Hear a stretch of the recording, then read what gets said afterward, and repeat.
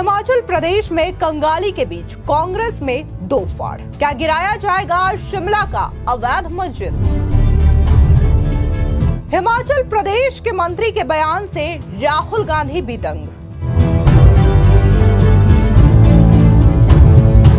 हिमाचल प्रदेश में मचे आर्थिक संकट के बीच इस वक्त की बड़ी खबर सामने आ रही है, जहां पर शिमला में चल रहे संजौली मस्जिद विवाद पर मंत्री अनिरुद्ध सिंह का बड़ा बयान सामने आया है। दरअसल आपको बता दें कि कांग्रेस नेता अनिरुद्ध सिंह ने ये कह दिया है कि अवैध मस्जिद को गिराया जाना चाहिए। बता दें इसी के साथ ही उनके इस बयान से खलबली मचती हुई दिखाई दे रही है और ये कहा जा रहा है कि इस अवैध मस्जिद को लेकर के कांग्रेस में दो फाड़ हो सकती है, क्योंकि उन्होंने साफ तौर से ये तक कह दिया है कि जो बाहर से लोग हिमाचल प्रदेश में आते हैं उनका वेरिफिकेशन भी किया जाना चाहिए। कहीं ऐसा ना हो कि वो लोग रोहिंग्या हो जो कि अवैध तरीके से हिमाचल में आ रहे हैं और यहां पर बस रहे हैं। इस बीच आपको बता दें कि आज संजौली मस्जिद का जो मामला है वो सदन में भी गूंजेगा। नियम 130 में दो विधायकों ने चर्चा का नोटिस भी दिया है, यानी कि इस मामले को लेकर के जमकर बवाल देखने को मिल सकता है। बता दें कि हिमाचल प्रदेश की राजधानी शिमला से सटे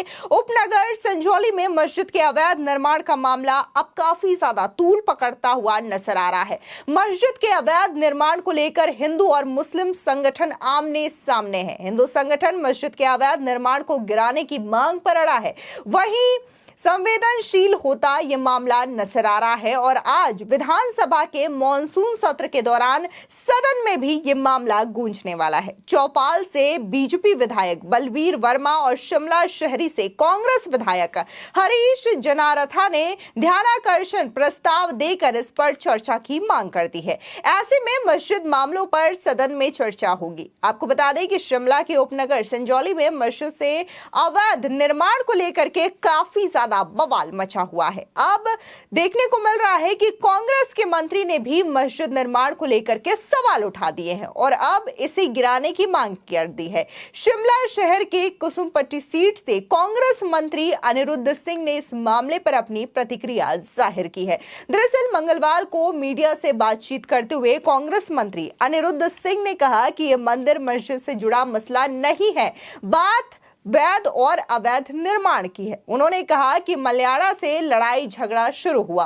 मंत्री ने कहा कि यह मस्जिद अवैध बनाई गई है और इसे लेकर मैंने रिपोर्ट भी मंगवाई है। कोई भी अफसर अवैध को वैध नहीं बता सकता। शनिवार को इस मसले पर निगम में सुनवाई होनी है। उन्होंने कहा कि अवैध निर्माण को गिराया जाना चाहिए और वो इसके पक्ष में भी हैं।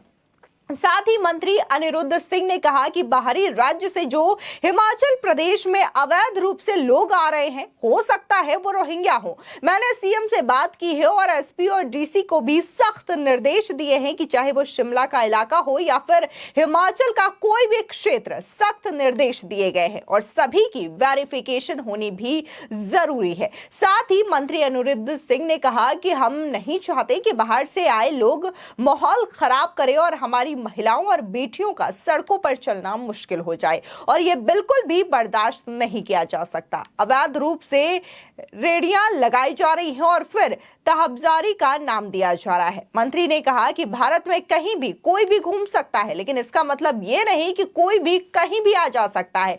कोई जो आ रहा है, क्या वो मर्डर करके आया है या कुछ और क्राइम करके आया है, क्या उसकी पृष्ठभूमि है, इसकी जांच और वेरिफिकेशन होनी चाहिए। साथ ही मंत्री ने कहा कि ये कांग्रेस या किसी पार्टी से जुड़ी बात नहीं है, जो सही है वही बोलना चाहिए।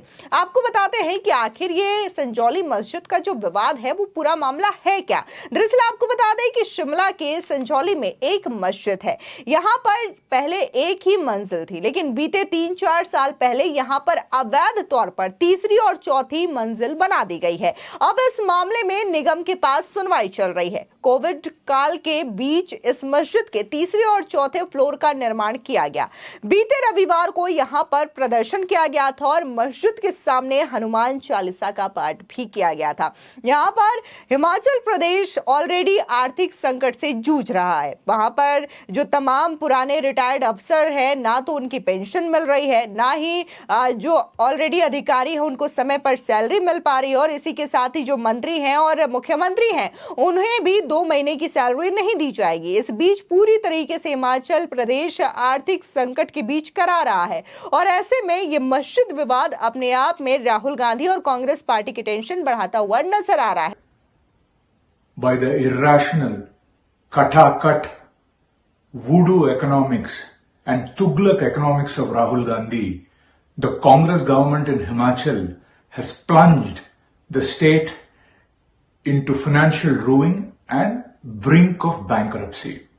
Like an unreliable, unsafe and a precarious leaky boat, the Congress government, with its reckless false promises it made to the people during elections, has now sunk the state and the future of its people, 76.5 lakh people, into despair and darkness.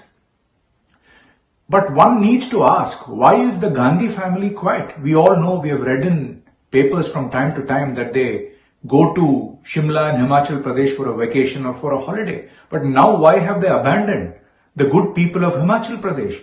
And Mr. Rahul Gandhi, who comments from everything under the sun, in various parts of the world, even in Timbuktu, why is he maintaining such a steely and studied silence, on the financial catastrophe, created by his own Congress government in Himachal Pradesh? Now let's look at the facts. In December, it will be 3 years since Congress came to power in Himachal Pradesh. The state debt has ballooned to nearly 86,500 crores. And it is supposed to become, the debt is supposed to become rupees 1 trillion in the next financial year. This is the, financial state of Himachal Pradesh under the Congress. The per capita debt is staggering high, rupees 1.7 lakh per person. Which is the second largest in the country. And yesterday we've seen reports, even the president of the Secretariat Employee Association saying they have not received pension or salary. About 2.15 lakh government employees of Himachal Pradesh and 90,000 pensioners have not received their salary and pension or health benefits. Look at how precarious their situation is. And see the contrast. You see the unified pension scheme ushered in by the Prime Minister Narendra Modi ji. He ensured the dignity and the financial security of 23 lakh central government employees and said the state should also follow this. But look at, in stark comparison, how the Congress has ruled, or rather misruled and mishandled situation, in Himachal Pradesh. But what is even more appalling is the approach of this state government, after they've created this financial mess. Rather than trying to revive a battered economy or restore financial stability, they are trying, the way they've handled it is very, very preposterous. They have 7 people in the rank of a cabinet minister. 4 of them are not even MLAs. 6 people have been given chief parliamentary, chief positions. And is this a way a state which is in financial mess should conduct itself in terms of fiscal, prudence? It's very, very unfortunate. And on top of it, you have the Chief Minister Suku in a most bizarre statement saying the financial mess is because of the BJP government, which previously opened schools and hospitals. Opening schools and hospitals, according to the Congress Chief Minister, leads to financial disaster. Now, I think people of Himachal Pradesh should keenly note this. This is not just the case of Himachal Pradesh. This is the case of all the Congress-ruled states which have followed the voodoo economics and the Tughlaq economics of Rahul Gandhi, which is neither well thought out nor well studied. And one question which comes to mind is, you see, the economic geniuses and wizards of the Congress party from time to time give gyan on various issues. One would remember how they mocked at UPI when Modi ji ushered in Digital India. And then when, the whole world complimented it, saying that it's such a beautiful model of financial inclusion and the world countries are emulating our UPI, the Congress was shamed into embarrassment. You see Rahul Gandhi having freewheeling discussions with his economic wizards, talking about economy, jobs, and the country's fiscal stability. Why have they not opened their mouth? I think it's time, Mr. Rahul Gandhi, he shouldn't run away from this financial mess his government has created in Himachal Pradesh. It's time he addresses this issue and takes responsibility and onus for this disaster, the financial disaster which the Congress government has created in Himachal Pradesh and put into perilous danger. ये तो है तो ये मस्जिद के नाम से है, पर इन्होंने 5 मंजिली बना दी है। पहले 1 मंजिली होती थी, फिर 2 मंजिली, फिर इन्होंने 5 मंजिली तक पहुंचा दी है। ये कौन सी जगह है यहाँ पर? ये है संजौली। अच्छा, आप कहाँ रहते हैं? हम ये सामने वाली बिल्डिंग में। तो आपने कभी कंप्लेंट नहीं की कि इस तरह की, क्या ये इलीगल बनी है? इनलीगली बनी है, नक्शा पास नहीं है? नहीं। तो आप क्या मांग करते हैं, और पहले कभी आपने कंप्लेंट किया इस नहीं, पर? पहले तो कोई कंप्लेंट नहीं की। हम तो पहले मतलब मैं ट्रक चलाता था, तो अमूमन बाहर रहता था। ये रातों रात ये करते रहे ये। और अभी ये है कि भी 1, 2, 3, 4, 5 मंजिली बना दी उन्होंने, जबकि 2 मंजिली होती, 3 मंजिली होती, 5 मंजिली के क्या फायदा है इनका? सर, यहाँ तो सभी लोग, हिंदू मुस्लिम सभी लोग रहते हैं, ऐसा नहीं है। भाई बंधे, भाईचारे से। ये संजौली का मतलब पॉश एरिया में आ जाता है, और ये मस्जिद बहुत पुरानी है, लेकिन ये सिंगल मंजिल की थी, लेकिन ये कुछ एक सालों में ये बढ़ते बढ़ते इन्होंने 5 मंजिल की बना दी है, जो कि अनऑथराइज्ड है।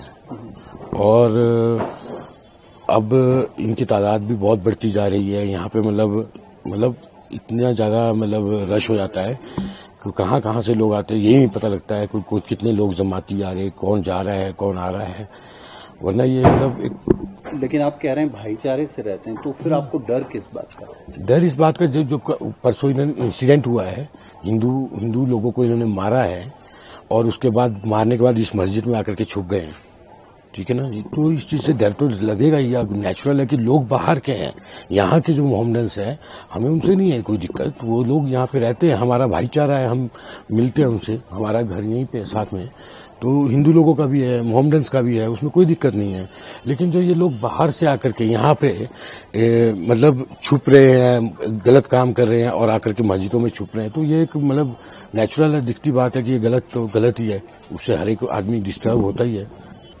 देखिए, जो मस्जिद का पुराना स्वरूप था उसी स्वरूप में रहनी चाहिए, और इतनी बड़ी इमारतें खड़ी कर दी इन्होंने, और यहाँ पे इलीगल तरीके से लोग आकर के बसेंगे, तो नेचुरल है हम लोगों के लिए तो ये परेशानी का सबब बनता जा रहा है। प्रशासन ने अभी आश्वासन दिया है कि शनिवार तक मतलब कोर्ट लगेगी और उसके ऊपर एक्शन लिया जाएगा। अब देखो, ये तो अब आगे प्रशासन का मामला है, कितना टाइम लगता है, क्या है, कुछ नहीं कह सकते। फिलहाल इस पूरे मामले को लेकर के आपकी क्या राय है, हमारे कमेंट सेक्शन में जरूर बताएं। धन्यवाद।